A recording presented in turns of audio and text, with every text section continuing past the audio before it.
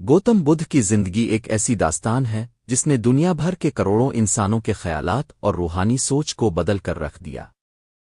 ایک شہزادہ جس کے پاس دولت، طاقت اور ہر قسم کی آسائش موجود تھی، آخر ایسا کیا ہوا کہ اس نے سب کچھ چھوڑ کر جنگلوں اور ویرانوں کا راستہ اختیار کر لیا۔ آج کی اس ویڈیو میں ہم جانیں گے گوتم بدھ کی مکمل اور حیرت انگیز داستان ہے۔ تقریباً 563 قبل مسیح میں موجودہ نیپال کے علاقے لمبنی میں ایک بچے کی پیدائش ہوئی۔ اس بچے کا نام رکھا گیا سدھارتھ گوتم۔ ان کے والد شادیودین شاکیا قبیلے کے راجا تھے، جبکہ والدہ کا نام مایا دیوی تھا۔ روایت کے مطابق پیدائش کے فوراً بعد نجومیوں نے پیش گوئی کی کہ یہ بچہ تو ایک عظیم بادشاہ بنے گا، پھر دنیا کا بہت بڑا روحانی رہنما۔ یہ پیش گوئی سن کر ان کے والد پریشان ہو گئے۔ وہ چاہتے تھے کہ ان کا بیٹا ایک طاقتور حکمران بنے، اس لیے انہوں نے سدھارتھ کو دنیا کے ہر غم، ہر تکلیف اور ہر دکھ سے دور رکھا۔ محل کے اندر صرف خوشی، موسیقی، جشن اور آسائش کا ماحول رکھا جاتا تھا تاکہ شہزادہ کبھی زندگی کی تلخ حقیقتوں کو نہ دیکھ سکے۔ سدھارتھ نے بچپن اور جوانی شاہانہ ماحول میں گزاری۔ بہترین لباس، خوبصورت باغات، قیمتی محلات، خادموں کی قطاریں اور ہر خواہش پوری کرنے والی زندگی، ان کے پاس سب کچھ تھا۔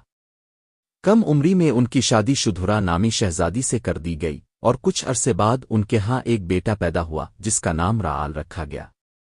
لیکن اتنی آسائشوں کے باوجود سدھارتھ کے دل میں ایک عجیب بے چینی رہتی تھی۔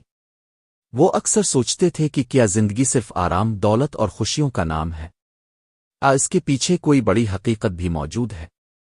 ایک دن انہوں نے محل سے باہر جانے کی خواہش ظاہر کی۔ بادشاہ نے کوشش کی کہ راستے سے ہر غمگین منظر ہٹا دیا جائے، لیکن قسمت کو کچھ اور منظور تھا۔ راستے میں سدھارتھ نے پہلی بار ایک بوڑھے شخص کو دیکھا۔ اس کا جسم کمزور تھا، کمر جھکی ہوئی تھی اور وہ بمشکل چل پا رہا تھا۔ سدھارتھ حیران رہ گئے۔ انہوں نے پوچھا، یہ شخص ایسا کیوں ہے؟ جواب ملا، یہ بڑھاپا ہے اور ہر انسان کو ایک دن بوڑھا ہونا پڑتا ہے۔ یہ سن کر وہ گہری سوچ میں ڈوب گئے۔ کچھ دیر بعد انہوں نے ایک بیمار شخص کو دیکھا جو درد سے کرا رہا تھا۔ انہیں بتایا گیا کہ بیماری بھی ہر انسان کی زندگی کا حصہ ہے۔ پھر انہوں نے ایک جنازہ دیکھا، لوگوں کو روتے ہوئے دیکھا۔ تب انہیں معلوم ہوا کہ موت بھی ہر انسان کا انجام ہے۔ یہ سب مناظر سدھارتھ کے دل کو ہلا کر رکھ گئے۔ وہ پہلی بار سمجھ رہے تھے کہ دنیا کی ہر خوشی عارضی ہے۔ اسی سفر کے دوران انہوں نے ایک فقیر نما درویش کو دیکھا جو نہایت پرسکون دکھائی دے رہا تھا۔ اس کے چہرے پر عجیب سا سکون تھا۔ سدھارتھ نے محسوس کیا کہ شاید حقیقی سکون دولت میں نہیں بلکہ سچائی کی تلاش میں ہے۔ اسی رات انہوں نے ایک ایسا فیصلہ کیا جس نے تاریخ بدل دی۔ 29 سال کی عمر میں سدھارتھ نے اپنی بیوی، اپنے بیٹے، اپنی سلطنت اور شاہانہ زندگی کو چھوڑ دیا۔ رات کے اندھیرے میں وہ خاموشی سے محل سے نکل گئے۔ اس واقعے کو بدھ مت کی تاریخ میں عظیم ترک دنیا کہا جاتا ہے۔ انہوں نے قیمتی لباس اتار دیے، سادہ کپڑے پہن لیے اور جنگلات کی طرف روانہ ہو گئے۔ اب ان کا مقصد صرف ایک تھا، زندگی کی اصل حقیقت کو جاننا۔ سدھارتھ نے کئی سال تک مختلف روحانی اساتذہ سے تعلیم حاصل کی۔ انہوں نے سخت عبادتیں کی، طویل مراقبے کیے اور یہاں تک کہ کئی دن بھوکے رہے۔ ان کا جسم اتنا کمزور ہو گیا تھا کہ ہڈیاں نمایاں نظر آنے لگیں۔ لیکن اتنی سخت ریاضت کے باوجود انہیں وہ سکون حاصل نہ ہو سکا جس کی وہ تلاش کر رہے تھے۔ تب انہیں احساس ہوا کہ نہ حد سے زیادہ آسائش درست ہے اور نہ ہی حد سے زیادہ سختی۔ اصل راستہ اعتدال کا راستہ ہے۔ اسی سوچ کو بعد میں وہ درمیانی راستہ کہا گیا۔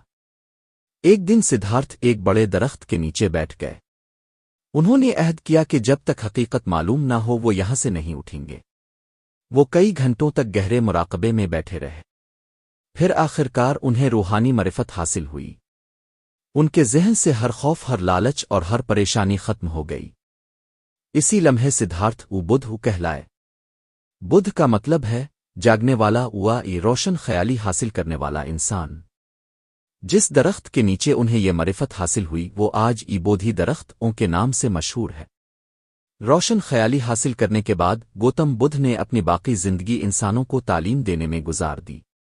ان کی تعلیمات کا مرکز انسان کے دکھ اور اس کے خاتمے کا راستہ تھا۔ انہوں نے کہا کہ زندگی میں دکھ موجود ہے، دکھ کی سب سے بڑی وجہ انسان کی خواہشات اور لالچ ہیں۔ اگر انسان اپنی بیجا خواہشات پر قابو پالے تو وہ حقیقی سکون حاصل کر سکتا ہے۔ بدھ نے محبت، رحم، عدم تشدد، سچائی اور برداشت کا پیغام دیا۔ ان کی گفتگو نرم، پرسکون اور حکمت سے بھرپور ہوتی تھی۔ ہزاروں لوگ ان کے پیروکار بنتے گئے۔ وقت گزرنے کے ساتھ ان کی تعلیمات پورے ہندوستان میں پھیلنے لگیں۔ بعد میں شہنشاہ اشوک نے بدھ مت کو سرکاری سرپرستی دی، جس کے بعد یہ مذہب سری لنکا، چین، جاپان، تھائی لینڈ، تبت اور دنیا کے کئی دوسرے علاقوں تک پہنچ گیا۔ آج بھی بدھ مت دنیا کے بڑے مذاہب میں شمار ہوتا ہے اور کروڑوں لوگ گوتم بدھ کی تعلیمات پر عمل کرتے ہیں۔ گوتم بدھ نے تقریباً اسی سال کی عمر پائی۔ ان کی وفات موجودہ بھارت کے علاقے کاشی نگر میں ہوئی۔ بدھ مت میں ان کی وفات کو مہاپر نروان کہا جاتا ہے، یعنی دنیاوی تکلیفوں سے مکمل نجات۔ گوتم بدھ صرف ایک مذہبی شخصیت نہیں تھے، بلکہ وہ انسان کے اندرونی سکون، دانائی اور حقیقت کی تلاش کی علامت بن گئے۔ ان کا پیغام آج بھی دنیا بھر میں امن، برداشت اور محبت کی روشنی پھیلا رہا ہے۔ اگر آپ کو یہ ویڈیو پسند آئی ہو تو ویڈیو کو لائک کریں، چینل کو سبسکرائب کریں اور کمنٹ میں اپنی رائے ضرور دیں۔